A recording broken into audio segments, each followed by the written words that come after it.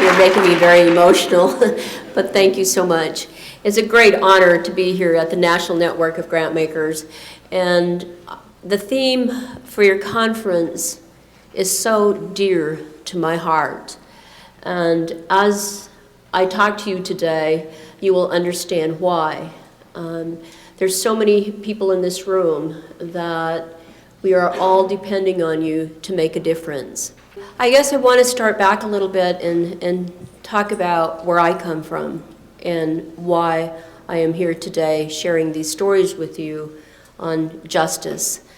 I grew up on the Blackfeet Indian Reservation, and my father moved my mother when he married her out to his allotment, which is the story's about is the Dawes Act. And he built a small little lean-to and began the family there.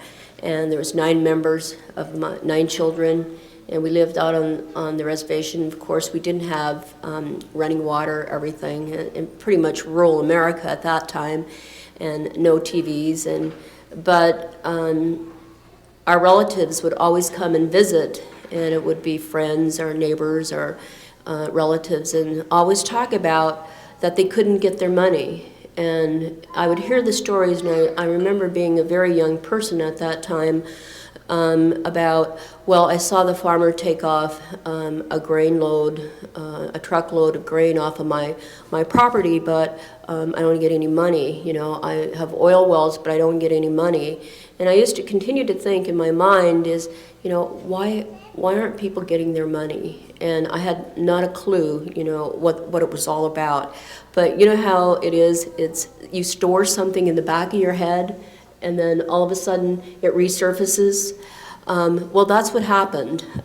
Fortunately, fast forwarding my life, I ended up becoming the treasurer of the Blackfeet Indian tribe in the late 70s, and I had an accounting background, and I started getting statements in from the Department of Interior, the Bureau of Indian Affairs, on the tribal trust accounts.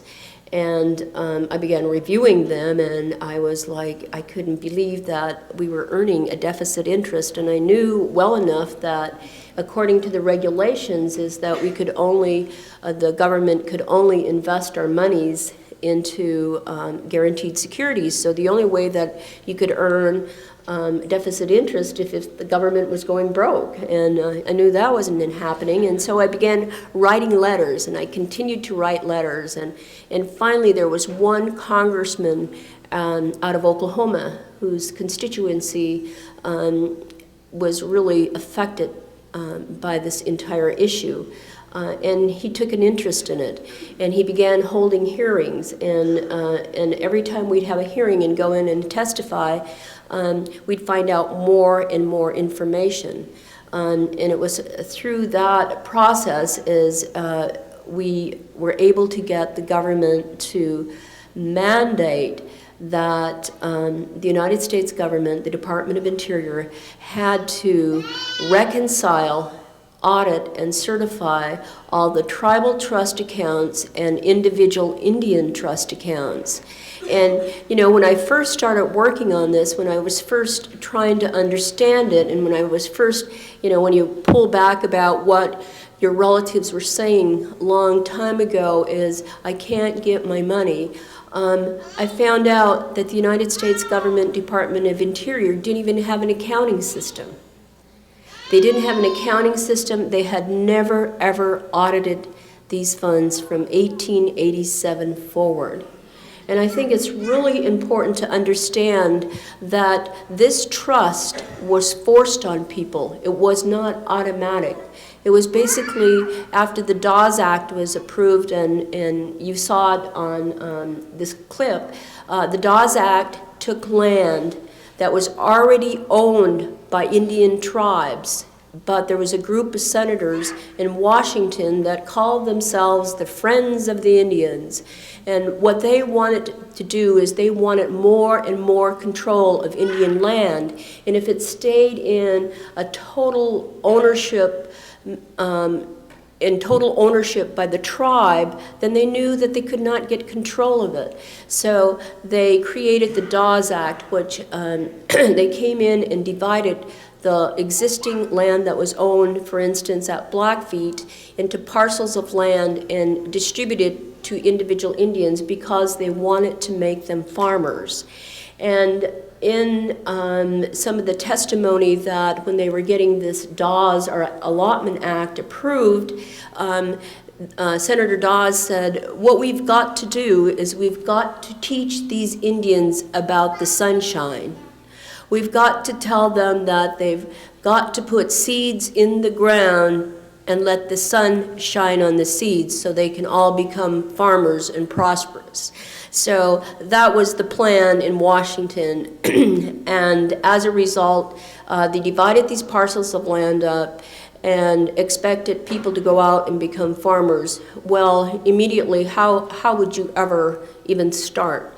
You didn't have the equipment, you didn't have the capital, you didn't even understand why these parcels of land were divided and parceled out to you. So immediately people had a disconnect between the land, and they were very strategic about the allocation of this land.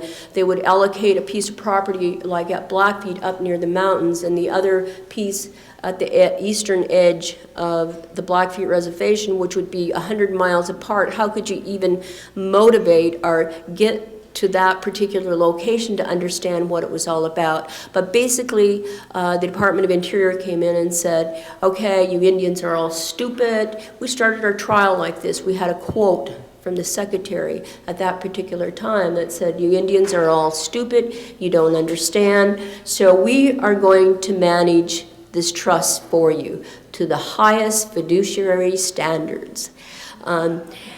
It was it's amazing when you look into the history of what has happened. But the sad part is not a lot of that has changed.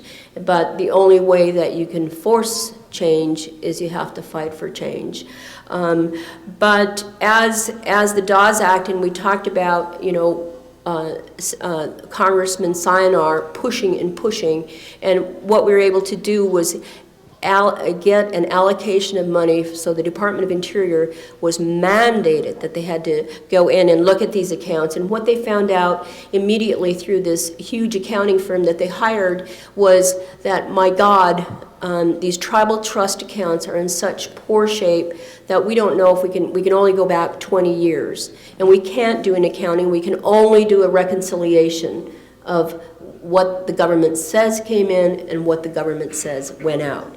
And as a result, things started surfacing. And when they mandated, they also said individual Indians, the people that own the allotments, we want you to take a look at it. When the accounting firm came back, they basically said, we can't do anything. If you think the tribal trust accounts are in poor shape, the individual Indian accounts are even worse. And so as a result, they just put that on the back burner. But I remembered the days when I was a young girl and I heard everybody talking about, I can't get my money. I cannot get my money. And why can't I get my money? I remembered, as treasurer of the Blackfeet tribe, many elders coming in asking me to help them, to write letters for them. I can't get my money. I need money for my kids. I need to buy them school clothes. My husband is sick. I need to take him to the hospital. I remembered that. And so I continued to ask Congress, well, what are we going to do about the individual Indian accounts? I continued to ask the Department of Interior, what are we going to do about the individual Indians that owns these lands and this is their money? What are we going to do about that? Because I knew that the tribes had accountants, they had lawyers, and they could fend for themselves. But many people in our Indian communities didn't know how to fight back. They didn't know how to fight back. I was really a Pollyanna. I guess I was raised on the Blackfeet Indian Reservation, and I didn't have not a lot of experience in Washington. When I went to Washington, I remember I said, if I can only get to the president. if I can get to the president and I can tell him about what has happened, he is going to just say, oh gosh, he's going to be our savior.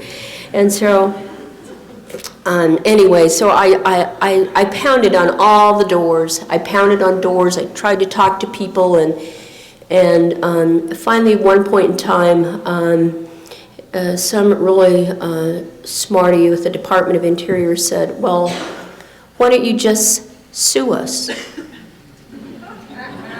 So you know what I did? I sued him.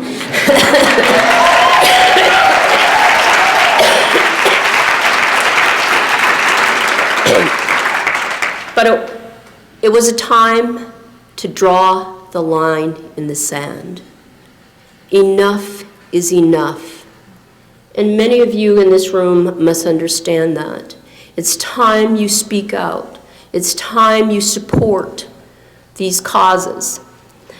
I didn't have the money, of course. Let's talk a little bit about the money. But it's so important, like groups here today, to be together, to talk to each other, to share with each other. I was fortunate enough to be on the board of Women in Philanthropy, affinity group, and it was just made up of women and men who were all interested in pushing the agenda for women and girls. And I remember going to the meetings, and they were in New York City, and sometimes you felt a little different, fish out of water, what do you have in common? But that was an incredible group. We used to talk about, what's important in your life, what's going on in your career, what's going on in your personal life, if you wanted to share. And I had no personal life. I was fighting the United States government for an accounting, and so every time I talked about the case. And so everybody was so engrossed in this case. They just became just part of my whole team, and we'd have quarterly meetings. I'd fly to New York, and everybody just forget everybody else, and they'd say, okay, tell us what happened, As I said, we were more popular than Survivor. It was so great. So when I finally drew the line in the sand, I didn't have a cent. I said I was going to sue the United States government. I went out, and I was fortunate enough in one period in my time, what would take longer to tell the story, is I found the best financial attorney in this entire country. He had never worked with Indians before. That was really important to me because of the fact is that when you're dealing, and excuse if there's any politicians, with those sleazebags in Washington, D.C., you have got to make sure that nobody trades you off for something else. So I wanted to make sure that I hired somebody that was only dedicated to this case, because if we got to a point in time, they'd say, well, if you have this huge water settlement, then give up on this and we'll give you this, And I did not want that to happen. So it was very fortunate, and this fellow that I hired, his name is Dennis Gingold. You saw him. He is actually the brains behind this case, because he knew what was happening in the private sector, what happened when people mismanaged and lost records and stole records in a private trust. He knew what happened. And he was shocked, and it was fortunate. It's like sometimes I say the stars were aligned for this case. It was the right time. And this one fellow from Coeur d'Alene, he became the Deputy Commissioner of Indian Affairs. He was an Indian person. His name was David Matheson. And nobody would listen to me in Washington, but he was the only person that I finally got an audience with, and he said, you're right, my grandfolks have the same problem, my folks have the same problem, I come from a reservation. Well, that was the first Bush administration, they were going out, but he got me a quick audience with the Deputy Director of OMB, and I went to the White House and was telling this story, and he was going like, no, this couldn't be true. And I had somebody that was backing me up and saying, yes, it's true, yes, it's true. And he said, well, I'm going to call a group of experts together. So he called this group of experts together, and Dennis Jingle was one of those people that he brought in because he was the best financial attorney in this country. And Dennis thought he was going in to a meeting with East Indians. He thought they'd all have turbans. It's like, you know, well, Native American, the ones I know, they don't have any money. I'm from New Jersey. I don't know there's Indian people out there, you know. It's like, because people think we're poor, you know. They're all, every time you think of a Native American, oh, they're so poor, you know, blah, blah, blah. And, you know, and so he came to this meeting, he heard the briefing on it that I gave, and he said, my God, why haven't you been sued? And then I just thought about him, and he left, and I never did ever see him again. And then when this group of women in philanthropy came together, I found him. We went up and gave a presentation to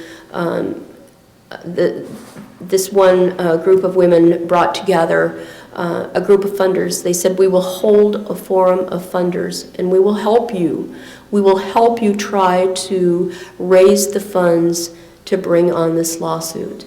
And it was so wonderful because when I walked out the door after the presentation, there was one man that stopped me at the door and said, Eloise, we'll give you a $75,000 grant and a $600,000 PRI. And I was just like, oh, thank you, you know. And it's like, you know, I had no idea how much this lawsuit was going to cost, but I was so happy. And that was Otto Bremer. And I just, you always need that first person that will step forward and be a partner with you, have a sacred relationship with you. And so I went to Washington with, if you can believe, I knew how much, we sort of sketched out how much this budget, and I'm still sort of like very naive, you know, I'm going up against the United States government, but if they find out that they are so wrong and we are so right, that we'll have this lawsuit done in 3 years. So we had a budget for 3 years. I went to Washington, and it was the weekend before June 10th, 1996. That was on a Monday, and I had to spend the weekend in Washington. And I went for a walk, and because I was pretty nervous, and so I walked up to the Lincoln Memorial, and I was standing there, and I was looking down. I was looking down at government. Oh my God. It's like, you know, cement buildings after cement buildings, and I said, oh my God, I'm taking on the United States government. And I just got goosebumps all over, and I just, like, I ran back to my room, and I just said, you know, I can't do this. I can't do it. I am so scared. And so I picked up the phone and I called a friend. And my friend said, I said, you know, I can't do this. I'm so frightened. And I know the government, you know, and that was one of the problems, I think, that many of the people when I was a young person couldn't go any further to ask the questions, where is my money? Where, you know, how do I get my money? Because they were frightened of being retaliated against. And my friend said to me, well, Eloise, if you don't do it, who will? And I sat there and I thought for a while, and I thought, you know, you're right. I hung up the phone. I've never looked back since.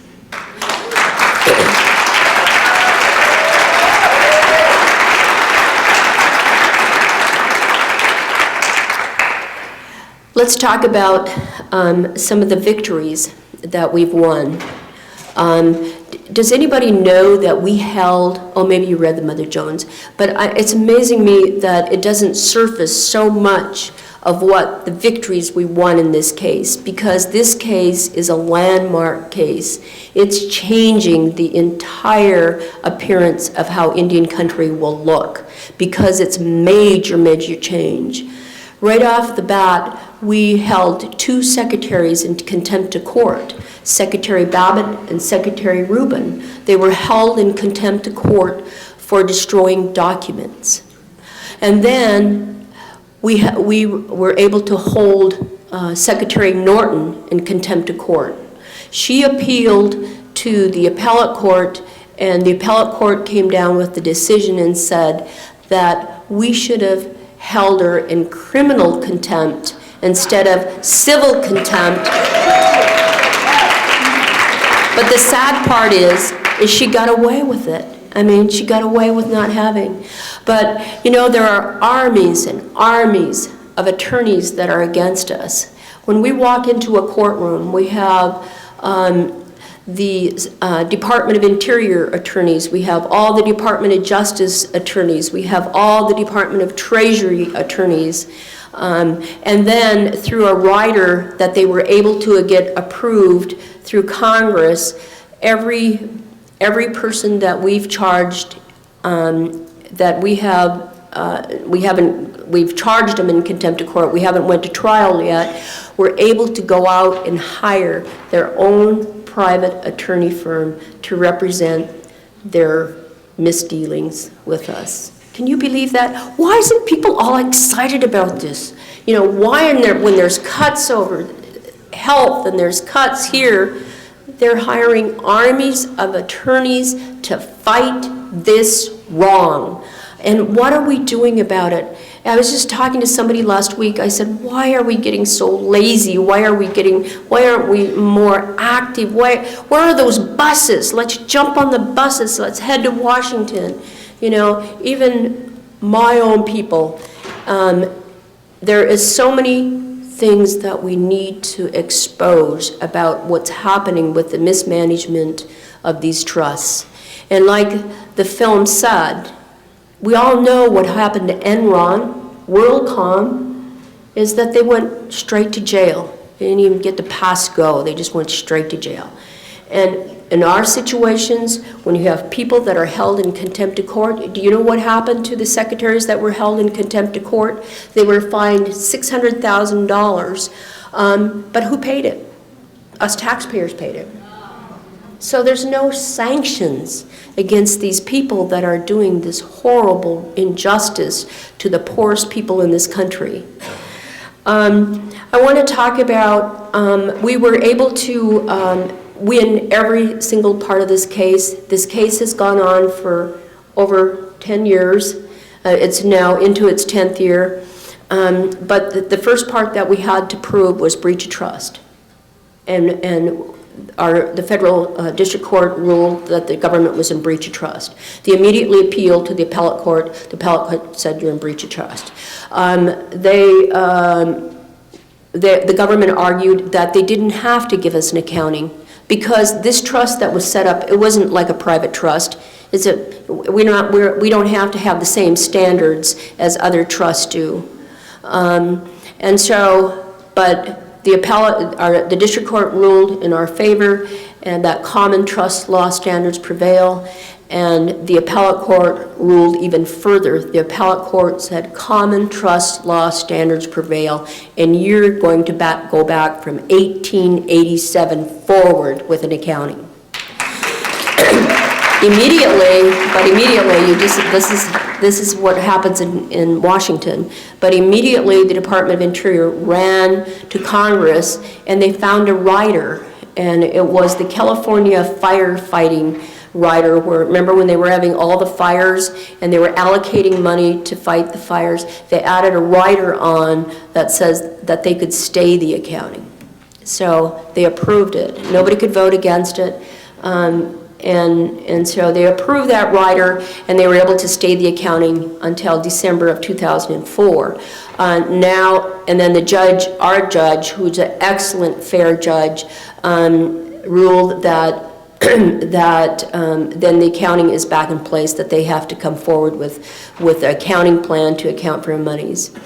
Well, the accounting issue is a huge issue in our case. It was from 1887 forward. Well, we know they destroyed documents. We know they did everything, but they'll get up before the court and lie, and they'll say, "Oh, well, we can do a sampling. You know, well, we all know what they're going to do." Well, fortunately, it was once again a very sacred relationship that came forward. We needed to do an accounting. We needed to do an alternative methodology of accounting.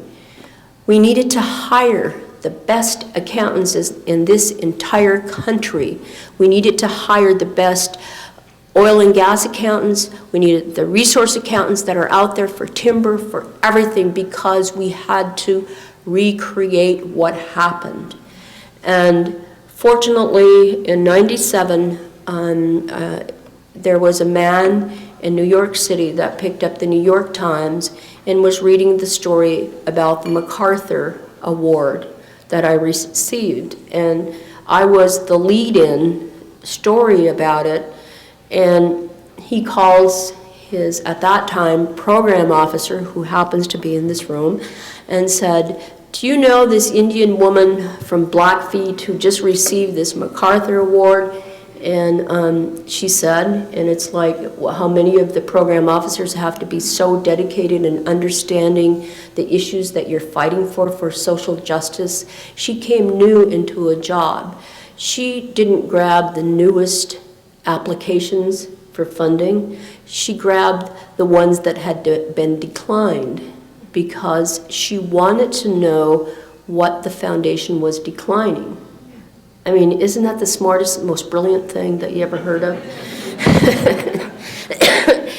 And so when Patrick Lannon called his program officer, John Evans, who was in the room today, and asked her if he knew this Blackfeet woman, she said, "No, but I read one of the most powerful decline proposals from her." And he said, "Pack your bags, we're going to Browning, Montana." And there they came. And that's what this case is about. It's the time is right. They came to Browning, and I was so scared because I hadn't really met with anybody that was a funder right in my home turf. And he sits across the table from me and said, "If we were to give you some money, what would that be for?" And I looked across from him, and I was all prepared. I needed to hire the best accountants in this whole country. And I said, "For accounting, I need to hire accountants." And he says, "Well, how much do you need?" And I looked at him and I said, underneath my knees were knocking and everything. It's like, "How much do I ask?" I was like, "About $1 million." I just said it really fast. And it's like, okay, left. And pretty soon he called me and said, "Well, we think we're going to give you $1 million. And then next thing he said, "Well, I know you need more than that, so we're going to maybe give you $2 million." And I was like, oh my God, it was just like having a heart attack. But that sacred relationship is the most powerful thing that anybody could ever have, because that foundation stayed with us through the thick and thin of what we've been through and was there to support us. And if you don't have that, then we could never be where we are today. We could never have the whole United States government in Washington, D.C. talking 90% of their time about the Cobell case. What are we going to do about the Cobell case? It's funny, we had a great trial that went on. I just want to maybe briefly tell you about some really quick victories that we had. We found the government in breach of trust. We won accounting from 1887 forward. We won where they have to fix all the systems, the accounting systems. They have to put systems in place. We won every single thing. And, I'm going to tell you, this lawsuit is about 3 simple things that nobody here will ever have to file a lawsuit for, because I'm a banker. I know how trusts are managed. Is that first, we have to compel the United States government to put accounting systems in place because they manage our money in our lives. The second part of this case is to give an accounting to Indian people so they know what they own, what are their assets. The third part of this case is to make restitution. It is not about damages. It's when you adjust those account balances, then give the money back to the people who own it. That is how simple this case is. That's what we're fighting for. We have won every single one of these victories, but have they done anything? No, they have not. They have not. And what happens to them? You know, they obey court orders, and it's like nothing happens to them. But we are in this fight. They entered reports to the judge and said, we fixed the systems. All of a sudden, their inspector general, their own inspector general, comes out with a report that says, my God, these security systems are so bad, anybody can hack into them. In fact, we hacked into Secretary Norton's personal file through them.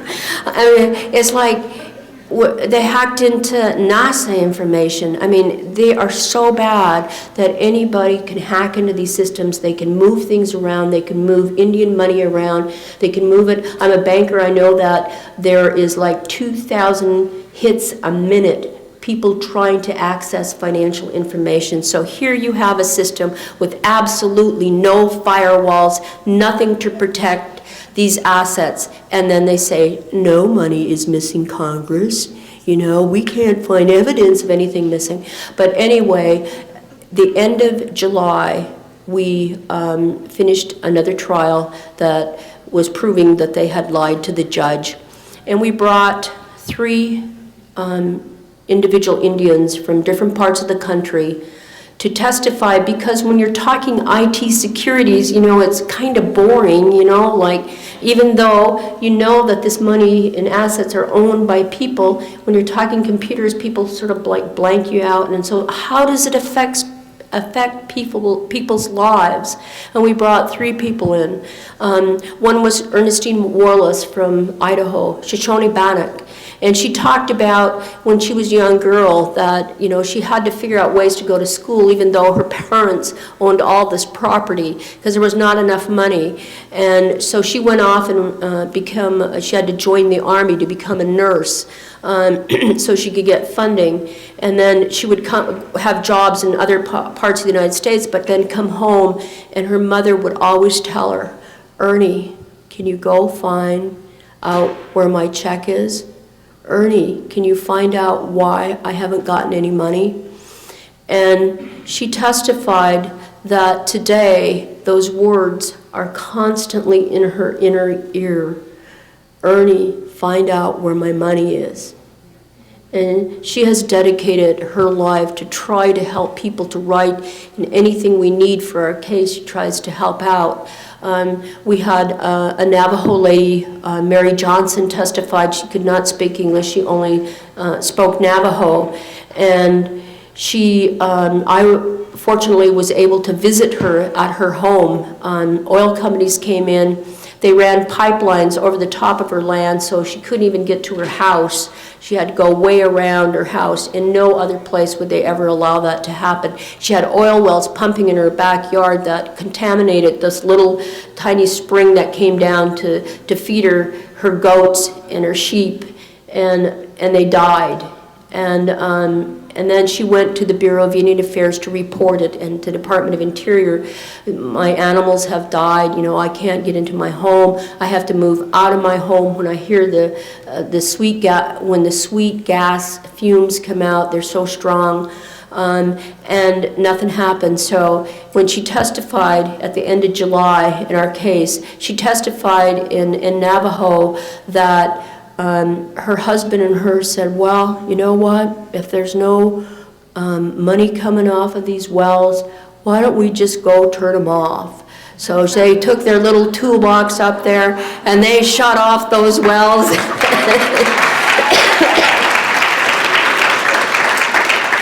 And she said, and in a few hours, the FBI, the Bureau of Indian Affairs, police, and everybody, oil company, were all out there, and they said, what did you do? You know, ready to haul them off to jail. And they said, Well, you said there was no money coming from them.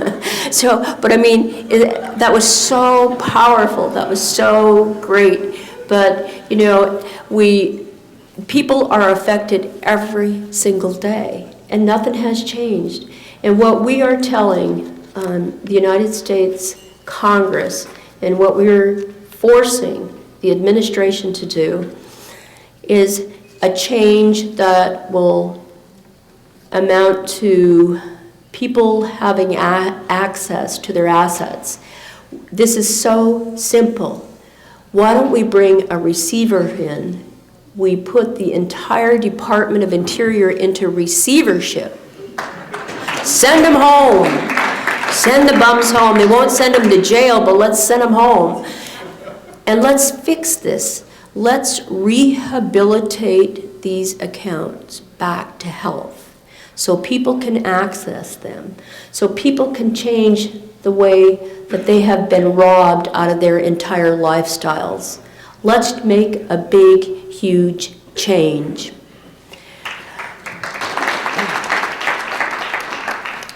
I want to conclude by telling you all how important you are. Everybody in this room, you are, no matter if you're the funders, if you are people that are working on causes, on social justice issues, we need each other. We really need each other. We need each other to share the stories. We need those program officers, are those foundations that take the time to read about the issues, to understand them and how they affect people in their communities. And that is so important. We have to educate our own people. We have to make sure that people understand that we're not in control of our lives.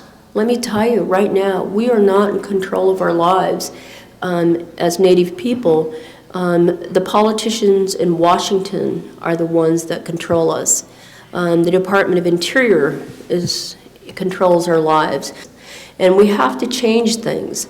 And if we don't speak out, then they get away with approving things that affect our lives. And so I think it's so important that funders and that we look at what are the educational systems that we can really provide to get people up to speed. It's constant. It's a constant battle. I mean, I think about all the money that the Department of Interior, the government has spent fighting us. Like how much money, it's the billions of dollars.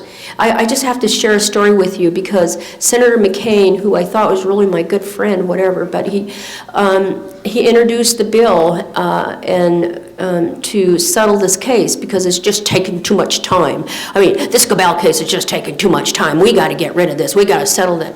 Well, we're not the people that are the wrongdoers in this case. It's the government, and he introduced this piece of legislation that took away everything that we won in court. It had a money figure like 11-digit figure, and we're like with X's 11 digits. Okay, that was supposed to satisfy us. We're only going to do an accounting from 1994 forward. After I read that bill, I said, my God, this is the Baker Massacre. This is when the cavalry came into the Blackfeet and said, okay, we're going to all keep you safe and you just got to surrender. And thank God my great-grandfather, who was mountain chief, was not going to surrender. And he was hiding out in the mountains, and he was not going to conform to what the government wanted us to be. So they were able to get other chiefs to say, okay, yes, and we'll give you this piece of paper, and if you hold this piece of paper up, the government will not bother you. And they believed, Chief Heavy Runner believed that if I hold this piece of paper up, my band will be safe.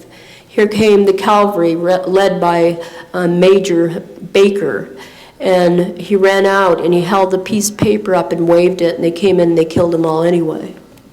So that's basically what it's like. That's the answer to your story.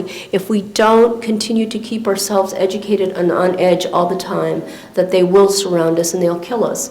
I mean, we have to keep ourselves abreast, and it's hard in our communities when we're suffering and people are just worried about the basics of life.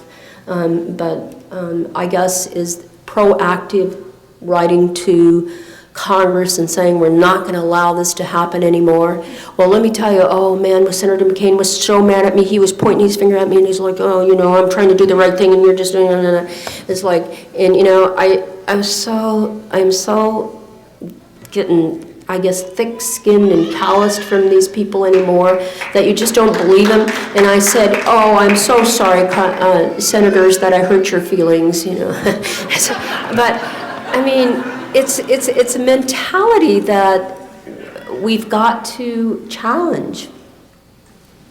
I think early on in this case it was really difficult because the department would go out and talk to tribal people and basically say that, well, we would give you more education and we would give you more roads and you would have more housing money and you have more health care money if it wasn't for this Cobell suit. But this Cobell suit is taking all the money, and I'm sorry, we're just not going to be able to provide money.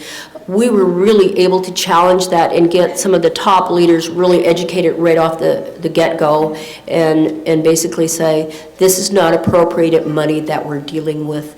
This is money that's owned by people, that was collected by people. In our court case, a Department of Treasury official testified that there was this individual Indian account that was set up in Treasury, and this money just kept coming in. It was billions and billions of dollars, and they would send word to the Department of Interior, who owns this money? Tell us who to pay this money to. Because, you know, the way the system works is that if you lease my land today, you don't pay me.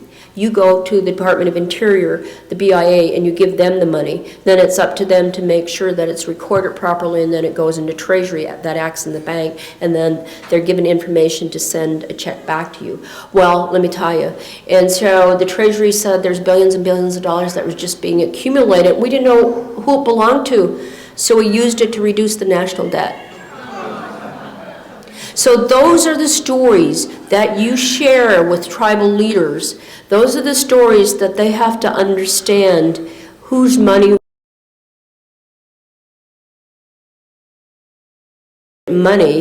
because of this lawsuit. You know, that's nothing. That is a lie, because this money belongs to individual Indian people that was collected by the government. So those are continuing forums that you're able to work with in Indian country. It really helps people to understand and put pressure as individuals from your particular tribe to make your tribal officials aware that you will not settle for trade-offs. If a senator is telling you that I am going to open up all the fishing rights to the tribes in this particular area if you'll get rid of that Cobell suit, say no. We can't do that.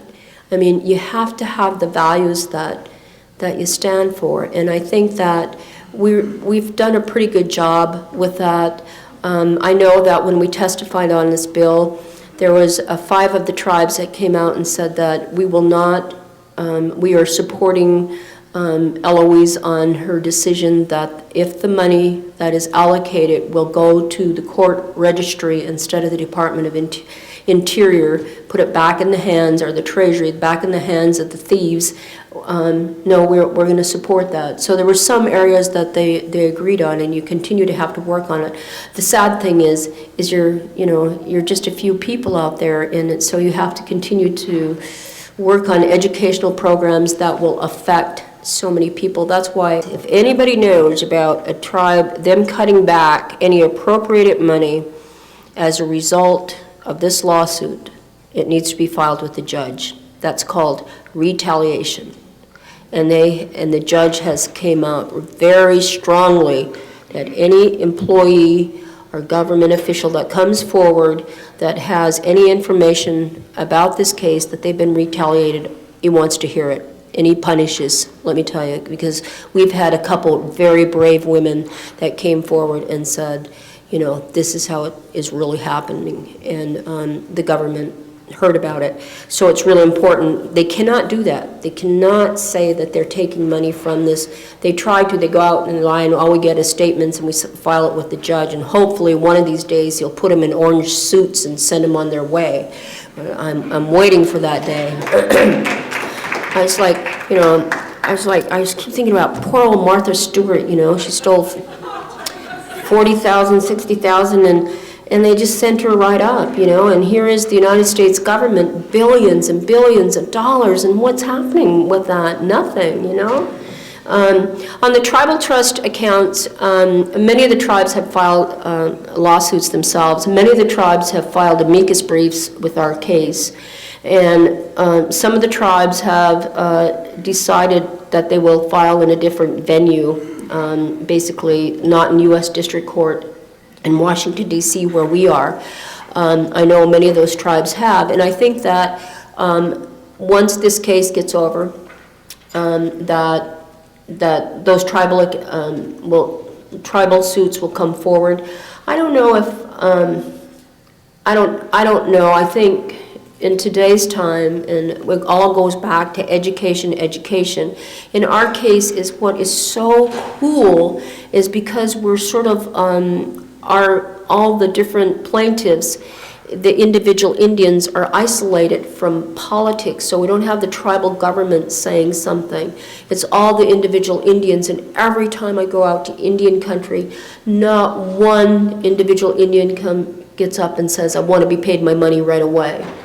Every individual Indian gets up and says, we want to change. We want to change the way our lives are controlled by the United States government. That is the big issue.